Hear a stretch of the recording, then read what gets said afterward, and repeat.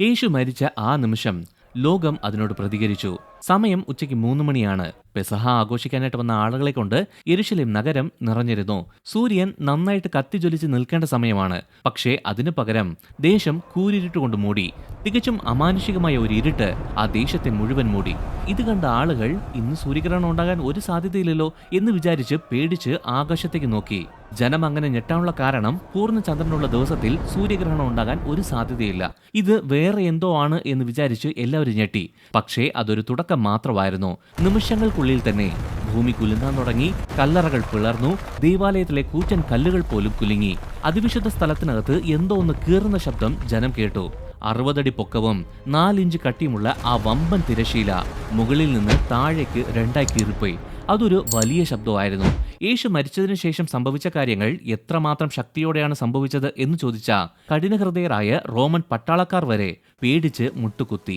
ഒരിക്കലും ചിന്തിക്കാൻ പറ്റാത്ത 5 അമാനുഷിക കാര്യങ്ങളാണ് അന്ന് സംഭവിച്ചത്.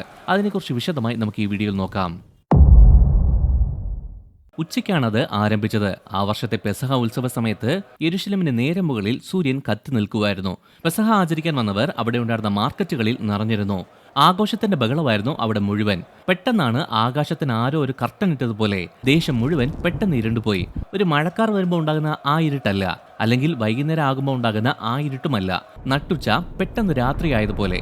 മത്തായി 27:45 വാക്യം ഇങ്ങനെ പറയുന്നു: ഉച്ചയ്ക്ക് 12 മണി മുതൽ 3 മണി വരെ ദേശത്ത് എല്ലായിടത്തും ഇരുട്ട് വ്യാപിച്ചു. അതായത് ഉച്ചയ്ക്ക് 12 മണിക്ക് ദേശം ഇരുണ്ടുപോയി എന്നാണ്. ഇതൊരു സാധാരണ ഇരുട്ടല്ല. ഇങ്ങനൊരു കാര്യം ഒരിക്കലും സംഭവിക്കാൻ സാധ്യതയില്ലാത്തൊരു ദിവസമായിരുന്നു അത്. പെസഹ സമയത്ത് എപ്പോഴും പൂർണ്ണചന്ദ്രനായിരിക്കും. അതുകൊണ്ട് തന്നെ ഒരു സൂര്യഗ്രഹണം നടക്കാൻ ഒരു ചാൻസും ഇല്ല. അവിടെ ഉണ്ടായിരുന്ന പണ്ഡിതന്മാർക്ക് ഇതറിയായിരുന്നു, റോമാക്കാർക്കും ഇതറിയായിരുന്നു. ആ ഇരുണ്ട ആകാശത്തേക്ക് നോക്കി നിന്ന് ഓരോരുത്തർക്കും ഉറപ്പായിരുന്നു, പ്രകൃതിക്ക് അതീതമായ ആർക്കും വിശദീകരിക്കാൻ പറ്റാത്തൊരു കാര്യമാണ് അവർ കണ്ടുകൊണ്ടിരിക്കുന്നത് എന്ന്. പക്ഷേ നൂറ്റാണ്ടുകൾക്ക് മുമ്പ് തന്നെ ഇങ്ങനെ ഒരു കാര്യം സംഭവിക്കുമെന്ന് ആമോസ് പ്രവാചകൻ പ്രവചിച്ചിട്ടുണ്ട്. ആ ദിവസത്തിൽ സൂര്യനെ ഞാൻ നട്ടുച്ചയ്ക്ക് അസ്തമിപ്പിക്കും, മധ്യാഹ്നത്തിൽ ഭൂമിയിൽ ഞാൻ ഇരുട്ട് വരുത്തും. ഇത് യാദർശികമായി സംഭവിച്ച ഒരു കാര്യമല്ല. പ്രവചനം അതേപോലെ സംഭവിച്ചു എന്നതാണ് സത്യം. മുകളിൽ ആകാശം വിലപിക്കുന്ന ഈ സമയത്ത് താഴെ ഭൂമിയിൽ അമാനുഷികമായ കാര്യങ്ങൾ സംഭവിക്കാൻ തുടങ്ങി. ഭൂമി കുലുങ്ങാൻ തുടങ്ങി. ആദ്യം ചെറിയ അനക്കം മാത്രമേ ഉണ്ടായിരുന്നുള്ളൂ. അവിടെ ഉണ്ടായിരുന്ന എല്ലാ ജനവും താഴേക്ക് ഭൂമിയിലേക്കൊന്ന് നോക്കി. പക്ഷേ ആ ഭൂമി കുലുക്കത്തിന്റെ ശക്തി പതുക്കെ പതുക്കെ കൂടാൻ തുടങ്ങി. യേശുവിന് സംഭവിച്ചതിന്റെ ഭാരം താങ്ങാൻ പറ്റാതെ ഭൂമി തന്നെ വല്ലാത്ത കുലുങ്ങാൻ തുടങ്ങി. മത്തായി 27:51 വാക്യത്തിൽ ഇങ്ങനെ പറയുന്നു: യേശു ഉറക്കെ നിലവിളിച്ച് ജീവൻ ഏൽപ്പിച്ചു കൊടുത്ത ഉടൻ തന്നെ ഭൂമി കുലുങ്ങി. സൃഷ്ടാവിന്റെ മരണത്തോട് ഈ ഭൂമി തന്നെ പ്രതികരിച്ചു. ആ രംഗം ഒന്ന് ചിന്തിച്ചു നോക്കിക്കേ. ഉച്ചയ്ക്കുണ്ടായ ആ ഇരുട്ട് കാരണം ആളുകൾ പേടിച്ചിരിക്കുമായിരുന്നു. പെട്ടെന്ന് തന്നെ ഭൂമി വിണ്ടുകീറാൻ തുടങ്ങി. യെരുശലേമിന്റെ അടിസ്ഥാനങ്ങൾ വരെ കുലുങ്ങി. കെട്ടിടങ്ങളെല്ലാം ആടിയുലഞ്ഞു. എങ്ങനെയെങ്കിലും ഒന്ന് രക്ഷപ്പെടാൻ വേണ്ടി ആളുകൾ ചുമരുകളിലും ഉറപ്പുള്ള സാധനങ്ങളിലും പിടിച്ചു നിൽക്കുമായിരുന്നു. ഗോൽഗോത്തയിൽ മാത്രമല്ല ഭൂമി കുലുങ്ങിയത്, യെരുശലേം നഗരം മുഴുവൻ കുലുങ്ങി. ഇങ്ങനെ ഭൂമി കുലുങ്ങുന്ന സമയത്ത് ദൈവാലയത്തിനകത്ത് ഒരിക്കലും സംഭവിക്കാൻ സാധ്യതയില്ല എന്ന് വിചാരിച്ചിരുന്ന ഒരു കാര്യം സംഭവിച്ചു. അതിവിശുദ്ധ സ്ഥലത്തെ വേർതിരിക്കുന്ന ആ കൂറ്റൻ തിരശീല രണ്ടായി കീറി. അതിന്റെ അരികി കീറിപ്പോയതോ അല്ലെങ്കിൽ കാലപ്പഴക്കം കൊണ്ട് കീറിപ്പോയതോ അല്ല. നീലയും ധൂമ്രവും ചുവപ്പും നൂലുകൊണ്ട് നിർമ്മിച്ചെടുത്ത് 4 ഇഞ്ച് കട്ടിയുള്ള ആ വലിയ തിരശീല മുകളിൽ നിന്ന് താഴേക്ക് ഒറ്റയടിക്ക് രണ്ടായി കീറിപ്പോയി. ഈ തിരശീലയുടെ പ്രാധാന്യം എന്താണ് എന്നത് മനസ്സിലാക്കേണ്ടത് അത്യാവശ്യമാണ്. ഇത് വെറും തുണി മാത്രമല്ല, മനുഷ്യനും ദൈവവും തമ്മിൽ വേർതിരിക്കുന്ന ഒന്നായിരുന്നു അത്. 1500 വർഷങ്ങളായിട്ട് പാപികളായ മനുഷ്യർക്കും പരിശുദ്ധനായ ദൈവത്തിന് തമ്മിൽ വലിയ മതിൽ പോലെ നിന്നതാണ് ഈ തിരശീല. മഹാപുരോഹിതന് മാത്രമേ ആ തിരശീലയ്ക്ക് അപ്പുറത്തേക്ക് പോകാൻ പറ്റുള്ളൂ. അതും വർഷത്തിൽ ഒരിക്കൽ മാത്രം. 60 അടി പൊക്കവും 3 അടി വീതിയുമുള്ള ആ തിരശീല കുതിരകളെ കെട്ടി വലിച്ചാൽ പോലും കീറാത്ത അത്രയും കട്ടിയുള്ളതായിരുന്നു എന്നാണ് ചരിത്രകാരന്മാർ പറയുന്നത്.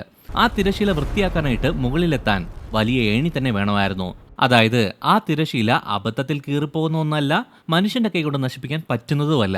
പക്ഷേ മത്തായി 27:51 വാക്യം ഇങ്ങനെ പറയുന്നു: യേശു മരിച്ച ആ നിമിഷം തിരശീല മുകളിൽ നിന്ന് താഴേക്ക് കീറിപ്പോയി എന്നാണ്. താഴേന്ന് മുകളിലേക്കല്ല. അങ്ങനെയാണെങ്കിൽ മനുഷ്യർ വലിച്ചു കീറി എന്ന് പറയാം. ഇത് മുകളിൽ നിന്ന് താഴേക്കാണ് കീറിയത്. അതായത് സാക്ഷാൽ ദൈവം തന്നെ സ്വന്തം കൈകൊണ്ട് കീറിയതുപോലെ. എന്നാൽ അന്ന് തുറക്കപ്പെട്ടത് ആ തിരശീല മാത്രമല്ല. അങ്ങനെ ആ ദിവസം തന്നെ ഏറ്റവും ഞെട്ടിക്കുന്ന ആ സംഭവം ഉണ്ടായി. ബൈബിളിലെ തന്നെ ഏറ്റവും അവിശ്വസനീയമായ ഒരു കാര്യമാണ് മത്തായി 27:52 വാക്യത്തിൽ പറയുന്നത്. ശവക്കല്ലറകൾ തുറന്നു, മരിച്ചുപോയിരുന്ന അനേകം വിശുദ്ധരുടെ ശരീരങ്ങൾ ഉയർത്തെഴുന്നേറ്റു. അതൊന്ന് ആലോചിച്ച് നോക്കിക്കേ. മരിച്ചവർ ഉയർത്തെഴുന്നേറ്റ് വന്നുകൊണ്ടിരിക്കുക. ഒരാളല്ല, സ്വപ്നത്തിലോ ദർശനത്തിലോ അല്ല, വിശ്വാസത്തിൽ മരിച്ച് ദൈവത്തിന്റെ വാഗ്ദത്തത്തിനായി കാത്തിരുന്ന ഒരുപാട് വിശുദ്ധന്മാർ പെട്ടെന്ന് ജീവനോടെ വന്നു. ഭൂകമ്പത്തിൽ കല്ലറകൾ പിളർന്നു. പക്ഷെ കല്ലറകൾ പിളർന്നു എന്നതിൽ മാത്രം അവസാനിക്കുന്നില്ല. മരണം തന്നെ പരാജയം സംഭവിച്ചതായിരുന്നു അത്. വർഷങ്ങളായിട്ട്, ഒരുപക്ഷെ പതിറ്റാണ്ടുകളായിട്ട് തന്നെ ഈ ദൈവദാസന്മാരെ അടക്കി വച്ചിരുന്ന കല്ലറകൾക്ക് പിന്നെ അവരെ പിടിച്ചുവെക്കാൻ കഴിഞ്ഞില്ല. യേശുവിന്റെ ആ യാഗത്തിന്റെ ശക്തി അത്രത്തോളം വലുതായിരുന്നു. ഭൂതകാലത്തേക്കും നിത്യതയിലേക്കും മരണത്തിന്റെ ആഴങ്ങളിലേക്ക് പോലും ഇറങ്ങിച്ചെല്ലാൻ മാത്രം വലിയ ശക്തിയായിരുന്നു അത്. ദിവസവും മരണത്തെ മുഖാമുഖം കണ്ടിരുന്ന് അതിനുവേണ്ടി മാത്രം പരിശീലനം ലഭിച്ചിരുന്ന റോമൻ പടയാളികൾ പോലും അത് കണ്ട് ഞെട്ടിപ്പോയി. പക്ഷേ അവർക്കിടയിൽ നിന്നിരുന്ന ഒരാൾ സത്യം തിരിച്ചറിഞ്ഞു. അയാൾക്ക് പിന്നെ മിണ്ടാതിരിക്കാൻ കഴിഞ്ഞില്ല. പ്രകൃതിയിലുണ്ടായ ഈ വലിയ മാറ്റങ്ങൾ കണ്ട് ഒരാളുടെ ഹൃദയത്തിൽ വലിയൊരു മാറ്റം സംഭവിക്കാൻ തുടങ്ങി. ആ റോമൻ ശതാധിപൻ ഇതെല്ലാം കണ്ടു. ഉച്ചയ്ക്ക് പെട്ടെന്നുണ്ടായ ഇരുട്ട്, പാറകൾ പിളർന്ന ഭൂകമ്പം, ശപിക്കുന്നില്ല, നിലവിളിക്കുന്നില്ല, ക്രൂശിൽ കിടക്കുന്ന സമയത്ത് പോലും എല്ലാവരോടും ക്ഷമിച്ചു, സ്വയം സമർപ്പിച്ച് ജീവൻ ഏൽപ്പിച്ചു കൊടുത്ത യേശുവിന്റെ ആ മരണം അവന്റെ മനസ്സിൽ മാറ്റങ്ങൾ വരുത്താൻ തുടങ്ങി. എത്രയോ പേരുടെ വധശിക്ഷയ്ക്ക് നേതൃത്വം കൊടുത്തിട്ടുള്ള, പല രീതിയിൽ മനുഷ്യർ മരിക്കുന്നത് കണ്ടിട്ടുള്ള ആ കഠിനഹൃദയനായ പട്ടാളക്കാരന് ഉറപ്പായിരുന്നു താൻ കണ്ടത് ലോകത്തിൽ ഇതുവരെ സംഭവിച്ചിട്ടില്ലാത്ത ഒരു കാര്യമാണ് എന്നുള്ളത്. മത്തായി 27:54 പറയുന്നു, യേശുവിന് കാവൽ നിന്നിരുന്ന ശതാധിപനും അദ്ദേഹത്തോട് കൂടെ ഉണ്ടായിരുന്നവരും ഭൂകമ്പവും മറ്റ് സംഭവങ്ങളും കണ്ട് ഭയന്നു വിറച്ചു. അദ്ദേഹം വാസ്തവമായും ദൈവപുത്രൻ തന്നെയായിരുന്നു എന്ന് അവർ പറഞ്ഞു. ഈ ശതാധിപന്റെ കാര്യം ഒന്ന് ആലോചിച്ച് നോക്കിക്കേ. മേലുദ്യോഗസ്ഥരുടെ കൽപ്പന കണ്ണടച്ച് അനുസരിക്കുന്ന, കൊല്ലാനായിട്ട് പരിശീലനം കിട്ടിയ ഒരു പ്രൊഫഷണലാണ് അയാൾ. അയാളുടെ നേതൃത്വത്തിൽ തന്നെയാണ് യേശുവിന്റെ കൈകളിലും കാലുകളിലും ആണിയടിച്ചത്. 6 മണിക്കൂറോളം യേശു അനുഭവിക്കുന്ന വേദന അവൻ നോക്കി നിന്നു. യേശു പിതാവിനോട് പ്രാർത്ഥിച്ചപ്പോഴും അവൻ അവിടെ ഉണ്ടായിരുന്നു. ഈ അമാനുഷിക അടയാളങ്ങളെല്ലാം കണ്ടതിന് പിന്നാലെ അവന്റെ ഹൃദയം ഉടയാൻ തുടങ്ങി. അവൻ ഇതിനു മുമ്പ് 100 പേർ മരിക്കുന്നത് കണ്ടിട്ടുണ്ട്. ക്രൂശിൽ കിടക്കുന്ന ആ അവസ്ഥയോർത്ത് കള്ളന്മാർ പ്രാകുന്നത് കണ്ടിട്ടുണ്ട്. തെറ്റൊന്നും ചെയ്തിട്ടില്ല എന്ന് ന്യായീകരിക്കാൻ ശ്രമിക്കുന്നവരെ കണ്ടിട്ടുണ്ട്. ജീവന് വേണ്ടി യാചിക്കുന്നവരെ കണ്ടിട്ടുണ്ട്. പക്ഷേ ഇതുവരെ ഇതേപോലെ ഒരാളെ അവൻ കണ്ടിട്ടില്ല. തന്നെ കൊല്ലുന്നവർക്ക് വേണ്ടി പ്രാർത്ഥിച്ച ഒരാൾ, ഇത്രയും വേദനയിൽ പോലും ശാന്തമായിട്ടിരിക്കുന്ന ഒരാൾ, മരിക്കുമ്പോൾ ഭൂമിയെപ്പോലും വിറപ്പിക്കാൻ കഴിഞ്ഞ ഒരാൾ. ആ ശതാധിപൻ സത്യമായും ഇവൻ ദൈവപുത്രനായിരുന്നു എന്ന് പറഞ്ഞത് വെറുതെ അഭിപ്രായം പറഞ്ഞതല്ല, യേശുവിനെ രക്ഷകനായി അംഗീകരിച്ചതായിരുന്നു. അതൊരു ആരാധനയായിരുന്നു.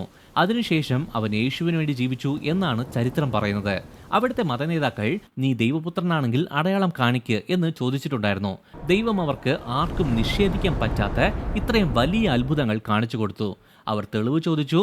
ഈ പ്രകൃതി തന്നെ യേശു ആരാണ് എന്ന് സാക്ഷ്യം പറഞ്ഞു. എന്നിട്ടും പലരും ഹൃദയം കഠിനമാക്കി വിശ്വസിക്കാൻ തയ്യാറായില്ല.